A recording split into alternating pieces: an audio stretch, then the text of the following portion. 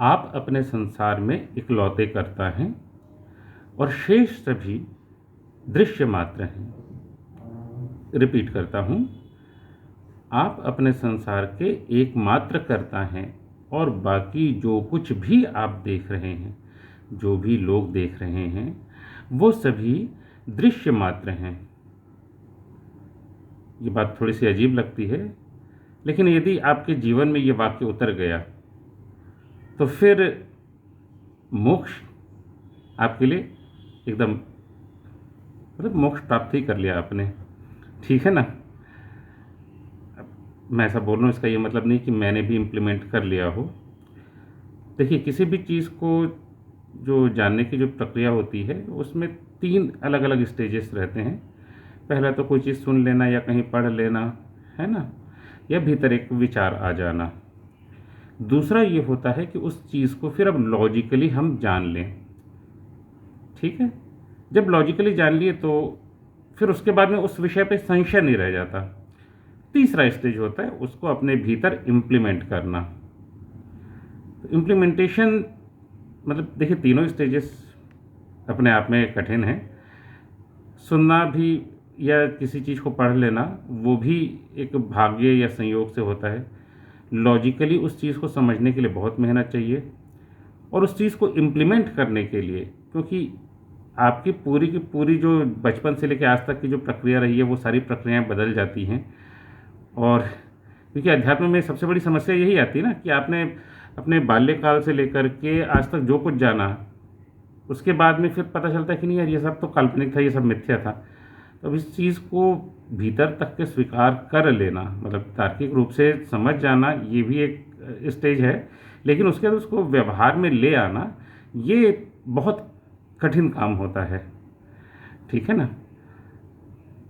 तो जो हम विषय की बात कर रहे थे कि आप अपने संसार के एकमात्र कर्ता हैं और ये पूरा का पूरा संसार जो है, ये आपके लिए दृश्य मात्र है। अब इसको थोड़ा सा हम लोग तार्किक रूप से समझने का प्रयास करते हैं। शास्त्रों में सबसे पहले तो स्वप्न को लेकर के बहुत अच्छे से उन्होंने समझाया है। आप जब सपना देख रहे होते हैं तो उस सपने में इकलौता कर्ता कौन रहता है, या वो सपना किसका रहता है? उस दृश्य को कौन देख रहा होता है? वो सिर्फ आप होते हैं। आपका सपना कोई दूसरा तो नहीं देख रहा होता। वहाँ पे जितने भी लोगों को आप देखते हैं, जो भी एक्टिविटीज़ देख रहे होते हैं, वो सब क्या है? वो सब सिर्फ आपके दिमाग की उपज है ना? और वहाँ पे जो दृष्टा होता है, इकलौते आप होते हैं। उस पूरे दृश्य को आप देख रहे हैं। सपने में भी हमको लगता है कि जो कुछ हो रहा है वो वास्तविक है। इसी प्रकार से ये जो संसार है, इस संसार की रचना भी आपकी अपनी बुद्धि ही करती है, आपकी अपनी स्मृतियाँ करती हैं, आपके अपने जो भी इच्छाएं हैं, ठीक है ना, जिसको वासनाएं भी कहा जाता है। तो इन सब चीज़ों से मिल करके आपका ये संसार बनता है, जिसको आप देख रहे हैं। अब आप कहेंगे कि यार, संसार में तो बहुत कुछ ऐसे लोग हैं जिनसे हमारा कोई संबंध ही नहीं, जिनको हम जानते भी नहीं हैं, है ना। 800 करोड़ तो मनुष्य ही हैं लगभग। फिर इतने सारे पेड़ पौधे, जीव जंतु, पशु पक्षी, तो हमने तो इन सब चीज़ों की कभी कल्पना नहीं किया है। ठीक है, अब एक चीज़ सोचिए कि जब आप एक पेंटिंग देख रहे होते हैं तो आपको पता होता है कि भाई वो पेंटिंग है और हम वो पेंटिंग नहीं है, या हम उस पेंटिंग के भाग नहीं हैं, है ना। अब वो पेंटिंग कितनी भी सुंदर हो, कितनी भी भयावह हो, उससे कोई बहुत ज़्यादा फर्क नहीं पड़ता, है ना। लेकिन जब आप एक फिल्म देखते हैं, कुछ लोगों को देखेंगे कि आप फिल्म में बहुत इमोशनल हो जाते हैं फिल्म देखते हुए, है ना। अधिकांश जो पढ़े लिखे बुद्धिजीवी टाइप के लोग हैं, वो लोग उतने इमोशनल नहीं होते हैं। लेकिन जो थोड़े से कम पढ़े लिखे, ज़्यादा इमोशनल टाइप के लोग हैं, वो लोग एकदम फिल्म में इन्वॉल्व हो जाते हैं। उनको लगता है कि नहीं, ये तो वास्तविकता चल रही है। अब यही सोचिए कि जो 3D फिल्में होती हैं, उसमें आपको लगता है कि हाँ, मतलब कहीं कोई घोड़ा चल रहा है तो वो बिल्कुल आपकी ओर आ रहा है ना। तो जैसे जैसे आप उसमें टेक्नोलॉजी को और बढ़ाते चले जाते हैं, तो उसकी जो वास्तविकता का जो भाव है वो बढ़ता चला जाता है ना। तो इसी प्रकार से अब हम लोग जो इतने अच्छी अच्छी टेक्नोलॉजी बना ले रहे हैं, तो जो क्रिएटर है ठीक है ना। तो उसने तो फिर बहुत अच्छा किया ही होगा, उसकी टेक्नोलॉजी हमसे तो बेहतर ही होगी, जो सृष्टि की रचना जिन्होंने किया है। अच्छा, अब आपको लगेगा कि नहीं, अगर सिर्फ मैं करता हूँ और मेरे जो आसपास जितने लोग हैं वो लोग करता नहीं हैं, तो उन्हें कैसे अनुभूति होती है।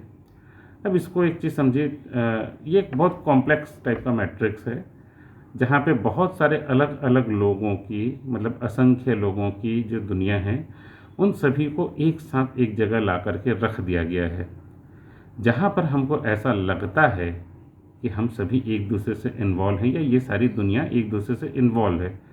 वास्तव में ये सारी दुनिया एक दूसरे से इन्वॉल्व नहीं होती, और यही जब दृष्टि आपकी उत्पन्न हो जाती है, या फिर उत्पन्न होना, या फिर कहिए कि आपके भीतर जब समा जाता है ये भाव, तब फिर आपके लिए मोक्ष जो है वो सरल हो जाता है। अब थोड़ा सा इसका हम दूसरा पक्ष देखते हैं। हाँ, कर्म तो लगभग लगभग सबने सुना है, कर्म के बारे में, भाग्य के बारे में भी सुना है। तो क्या होता है कर्म और भाग्य? बहुत सारे लोग ना, ये जो सोशल मीडिया वाला ज्ञान रहता है ना, उस पे चलते हैं, तो कर्म और भाग्य का संबंध उस ढंग से नहीं होता। इसको इस ढंग से समझिए कि कर्म में जब भाव आ जाता है, ठीक है ना, तो कर्म गुणा भाव बराबर हो जाता है कर्मफल। ठीक। अब जो कर्मफल जो होता है, यही जो होता है, ये आपका भाग्य में कन्वर्ट हो जाता है। ठीक है ना। इसको ऐसे समझिए कि कर्मफल इज इक्वल टू परिस्थिति। ठीक। यही जो है परिस्थिति, जिसको हम सामान्य या आध्यात्मिक भाषा में जो कह देते हैं दृश्य। और कर्म, कर्म को भी यहाँ पे थोड़ा सा समझते हैं कि एक ये चीज़ पता है ना कि कर्म हम लोग हर क्षण कर रहे हैं। जब आप सो रहे हो तब भी कर्म कर रहे हो, जब सिंपली बैठ करके श्वास ले रहे हो तब भी कर्म कर रहे हो, कुछ विचार कर रहे हो तो वो भी कर्म है ना। तो कर्म हर समय कर रहे हैं हम लोग। अब कर्म जो है, इसको अगर आप ये समझिए कि ये निर्णय, कर्म और निर्णय में कोई अंतर नहीं होता वास्तव में। अगर हम अध्यात्म में देखें तो आप क्या चयन कर रहे हैं या क्या निर्णय कर रहे हैं, अभी आपके पास विचार करने के लिए भी बहुत सारी चीज़ें हैं। आप हो सकता है कि भारत पाकिस्तान युद्ध के बारे में विचार करें, या ये हो सकता है कि भारत पाकिस्तान क्रिकेट मैच के बारे में विचार करें, है ना, या किसी भी विषय पर विचार कर सकते हैं। मतलब अच्छा विषय भी हो सकता है, बुरा भी विषय हो सकता है, या कोई ज्ञान का विषय हो सकता है जिसको कि हम लोग नॉर्मली न्यूट्रल कह देते हैं, ठीक है ना। तो कोई भी विषय हो सकता है। तो ये आप चयन करते हैं कि आपको किस विषय पर विचार करना है, ये भी आप ही का चयन होता है। आपको कोई व्यक्ति अच्छा लग रहा है, कोई बुरा लग रहा है, ये भी आपका ही चयन होता है। आपको कोई सब्जी स्वादिष्ट लग रही है या स्वादिष्ट नहीं लग रही, ये भी आप ही का चयन होता है ना। तो चयन जो होता है, ये जो आपका जो कर्म है, ठीक, चयन, निर्णय, कर्म, ये सब एक दूसरे के समानार्थी हैं जब आप अध्यात्म के इसमें आते हैं। तो आप जो भी कर्म कर रहे हैं आज, उसका एक कर्मफल बनेगा यदि आप में भाव है तो। और निष्काम भाव में तो अभी तक हम लोग पहुँच नहीं पाए हैं, तो अभी निष्काम को हम थोड़ा सा साइड में कर देते हैं। निष्काम में वही होता है कि जब भाव शून्य हो जाए, ठीक है ना। तो जब भाव शून्य हो जाएगा तो कर्म का कर्मफल बनेगा ही नहीं, क्योंकि कर्म गुणा भाव है ना। तो लेकिन अभी तो हम लोग जो भी काम करते हैं तो उसमें कुछ ना कुछ भाव होता है। तो जो भी कर्म किया उसका एक कर्मफल बना, उस कर्मफल के अनुसार भविष्य में आपको एक परिस्थिति मिलती है, ठीक है। तो यही जो परिस्थिति रहती है, यह दृश्य के रूप में आपको दिखाई पड़ती है, और फिर वो जो परिस्थिति होती है उसमें फिर आपको एक निर्णय लेते हैं, ठीक है ना। और जैसे कि आपने एक कर्म किया कि आपने खेती किया, आपने एक कर्म किया, उस कर्म का परिणाम ये हुआ कि आपके पास में कुछ अनाज उत्पन्न हुआ, ठीक। अब उस अनाज, जब ये परिस्थिति आई, एक नई परिस्थिति बनी ना कि अनाज उत्पन्न हो गया है, अब यहाँ पे फिर आपके पास चॉइस है। आप या तो उसको खुद खा लो, या किसी को दान कर दो, या मार्केट में ले जाके बेच दो। ऐसे बहुत सारे ऑप्शन हो सकते हैं ना। तो यहाँ पर आप क्या चयन कर रहे हैं? यहाँ पे जो भी चयन करेंगे उसके अनुसार फिर एक नया कर्मफल क्रिएट हो रहा है, उसके अनुसार एक नई परिस्थिति बनेगी, है ना। तो इसी ढंग से ये तो ठीक है कि एक छोटा सा एग्जाम्पल था। जब ये बात आती कि जीवन में हर क्षण हम लोग कुछ ना कुछ कर्म कर रहे हैं, तो वो जो संचित कर्म है ना, और उनका जो कर्मफल बन रहा है, तो उसके अनुसार हमको भविष्य में परिस्थितियाँ मिलते रहती है, और ये नॉर्मली बहुत कॉम्प्लेक्स रहता है, इसलिए हम लोगों को सामान्य तौर पर एक झटके में समझ नहीं आता। बहुत सारे संचित कर्म जो रहते हैं, उनके जो कर्मफल हैं वो हमको इसी जीवन में मिल जाते हैं, और बहुत सारे ऐसे भी होते हैं जो अगले जन्म या अगले कई जन्मों के बाद में हमको मिलते हैं। तो इसलिए कई बार ये भी नहीं समझ में आता है कि हमने तो इस जन्म में तो कुछ किया नहीं, और बाकी तो पूर्व जन्म का तो हमारी मेमोरी में है नहीं। लेकिन जिस क्षण आपको ये समझ में आ जाए कि जो कुछ परिस्थिति दिख रही है वो मेरे पूर्व कर्मों का ही परिणाम है, और यहाँ पे मेरे को इसको बस एक परिस्थिति के रूप में देख लेना है, ठीक है ना। मैं इस परिस्थिति से क्या सीख सकता हूँ, इसको क्या कैसे एनालाइज कर सकता हूँ, और मैंने इसमें कुछ भी ज़बरदस्ती का बुराई क्रिएट नहीं किया। अब एक फ़ोटो को देख रहे हैं आप, एक पिक्चर देख रहे हैं, उसमें क्या बुराई क्रिएट करेंगे, है ना। उसके प्रति कोई भाव नहीं होता। हाँ, बस ये होता है कि यार ठीक है, हम लोग जैसे बोल देते हैं ये बहुत अच्छी पेंटिंग बनाया है, या ठीक है इसमें ये चेंज कर सकते थे चाहते तो, या कोई मूवी है तो यार ये एक्टर ने उतनी अच्छी एक्टिंग नहीं की, या यहाँ पे स्क्रिप्ट में थोड़ा सा ये चेंज हो जाता, गाने थोड़े इस ढंग से हो जाते, ठीक है। लेकिन हम लोग उसमें डायरेक्ट इन्वॉल्व नहीं होते ना, हम सिर्फ उसको एनालाइज करते हैं अधिकतम, या फिर एंजॉय करते हैं। तो आप हर परिस्थिति को एंजॉय कीजिए या फिर उसको एनालाइज कीजिए, क्योंकि आपके जीवन में जो कुछ भी परिस्थितियाँ दिख रही है वो सिर्फ एक दृश्य है, और जब दृश्य है तो उसमें इन्वॉल्वमेंट कैसा है ना। तो जो सीख सकते हैं उसको सीखिए, और बाकी उसका विश्लेषण कीजिए।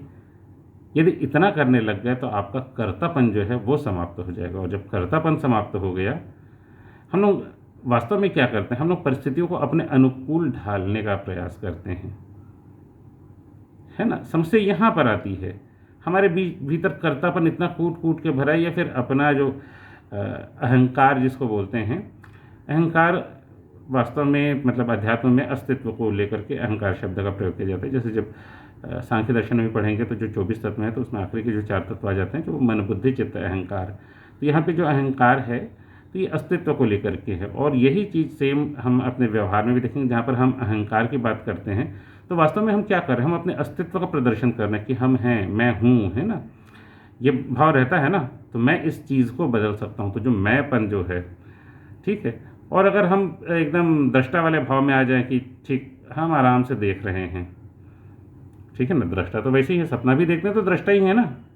सपना भी देख रहे हैं तो हम वहाँ पे क्या कर्म कर ले रहे हैं, और ये स्वप्न क्यों है हमारे जीवन में, इस बात पर यदि आप चिंतन करेंगे तो समझ में आ जाएगा कि वास्तव में स्वप्न ही हम लोगों के लिए एक इंडिकेशन होता है कि हम जिसे वास्तविक समझ रहे हैं वह भी वास्तविक नहीं है। तो जिस क्षण आप ये बात समझ लेंगे कि आप अपने संसार में इकलौते कर्ता हैं, बाकी सभी दृश्य हैं, और वो दृश्य जो है वो निर्मित करने वाले भी आप ही व्यक्ति हैं, अब किसके ऊपर क्रोध आएगा और किसके ऊपर प्रेम आएगा। स्वाभाविक सी बात है ना, क्योंकि जो अच्छा है वो भी हम ही ने क्रिएट किया, और जो बुरा है वो भी हमने क्रिएट किया है। तो जब ये भाव आ जाता है तो यहीं इस पर फिर क्या हो जाता है, भाव शून्य हो जाता है, और जब भाव शून्य हो गया तो आप निष्काम भाव में आ गए, और निष्काम भाव में आ गए तो फिर आप मोक्ष की अवस्था में आ गए। तो इस चीज़ को थोड़ा सा लॉजिकली समझने का प्रयास कीजिए। हालांकि मैं जानता हूँ कि मैं खुद इसको मतलब कई साल हो गए मुझे इस बात को लॉजिकली समझे, लेकिन इम्प्लीमेंटेशन में अभी तक के 1-8% भी ठीक से नहीं हो पाया है। तो मैं ये तो नहीं कहूँगा कि आप भी आराम से इम्प्लीमेंट कर लेंगे, क्योंकि जो खुद मैं नहीं कर सका तो उसकी उम्मीद तो मैं नहीं कर सकता। लेकिन यदि लॉजिकली इस चीज़ को समझ लेते हैं तो भविष्य में इसकी इम्प्लीमेंट होने की संभावना रहेगी। और अल्टीमेटली तो हम सबको जो पहला जो स्टेज रहता है वो वही है कि मोक्ष प्राप्त करना, और उसके आगे ब्रह्म में विलीन होना। तो यदि मोक्ष प्राप्त कर लेते हैं तो सुख दुख राग द्वेष और समय की सीमा इन सब से परे हो जाते हैं, तो फिर ब्रह्म में विलीन होने की जो हमारे जो संभावनाएं हैं फिर वो बहुत बढ़ जाती हैं। तो प्रयास कीजिएगा इस विषय को समझने के लिए।